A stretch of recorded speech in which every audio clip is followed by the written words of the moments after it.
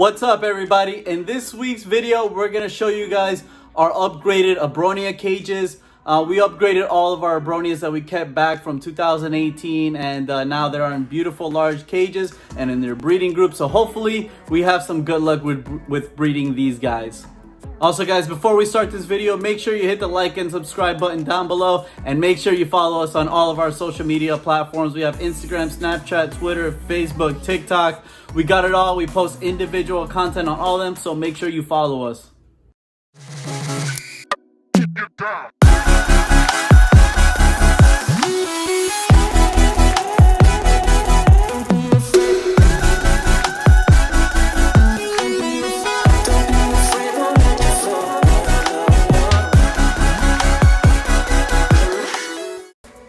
So the cage size we ended up using for our 2 males and 4 female group it's a 36 long, 18 wide, 24 inches tall.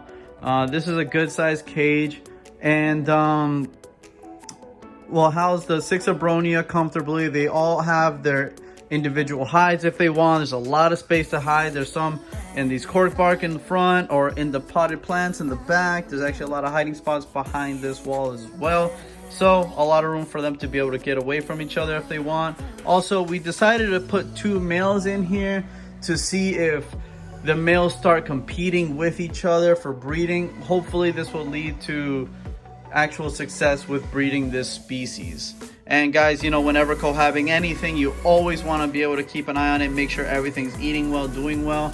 So basically we just put a bunch of vines, grapevines, vines, cork bark, cork rounds, just a bunch of places for it to be able to hide. We're trying to mimic the cloud forest of Central America as much as possible. We're actually gonna also add some bromeliads along these walls and along the cork bark in the back.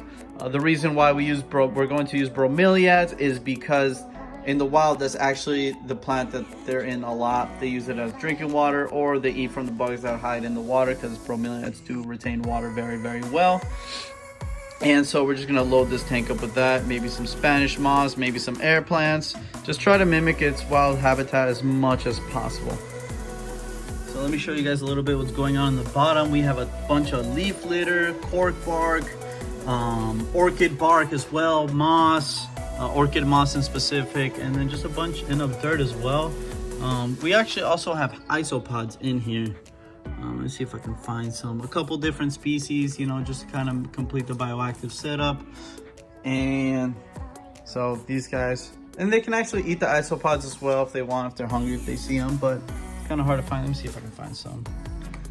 See if I can find some in there. You can kind of see them a little bit, but it's a new population, so there's not too many. Hopefully they're going to produce a bunch, and hopefully these Abronia love this entire setup. You know, we put a lot of work into it, even put a little painting done by a good friend of ours right above it. So it's first thing what happens when you walk into HQ is boom, our Abronia shrine. You got to pray to this every day when you come in. All right, and here is another one of our Abronia setups. This is for Abronia taeniata. This is actually a trio, and they got an 18 by 18 by 24 high Exoterra, and similar build as the last cage, just, you know, a lot of cork bark, a lot of cork rounds. They like to hide in the hollows. Some fake plants. We're not done with the plants yet. We're just waiting for our bromeliads to come in the mail, and we're gonna load this cage up with bromeliad on the bottom. Same thing, the orchid moss, orchid bark, soil, some isopods, little cleaning crew just to help out. Awesome cage, and again, we're hoping for luck with these guys. And then here we have a single Abronia taeniata from 2018. It's actually a female, a little bit too small for me to want to breed it yet. So we're giving her some more time before we introduce her into the other group.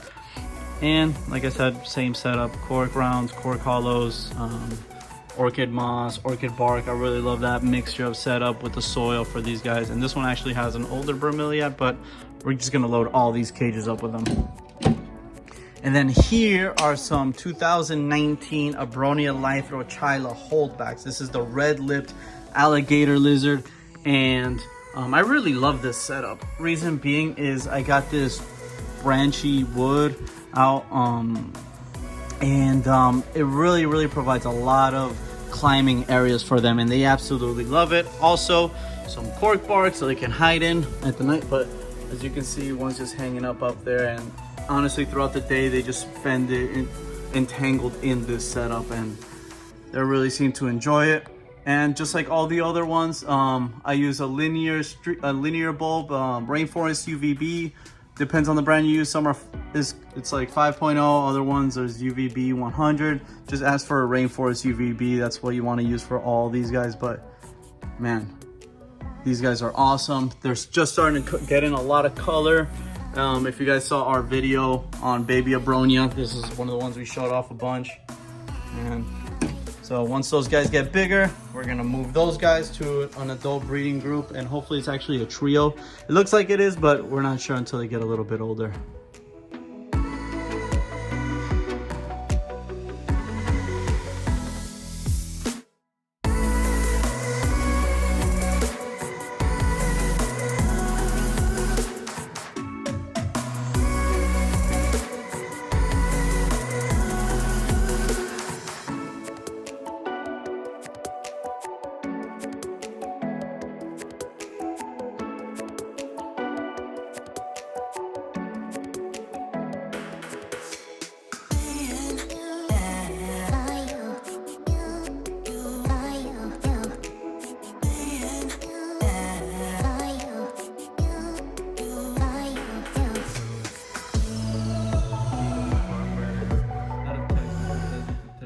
Alright guys, that wraps up this video. I hope you guys enjoyed it. And if you have any questions on Abronia care, make sure you check out our previous videos. We actually made some on adults and babies, how we take care of them, how we set them up. So feel free to go check those out. And again guys, till next time, we love you very much. Thank you for all the support, and stay safe out there in these strange times.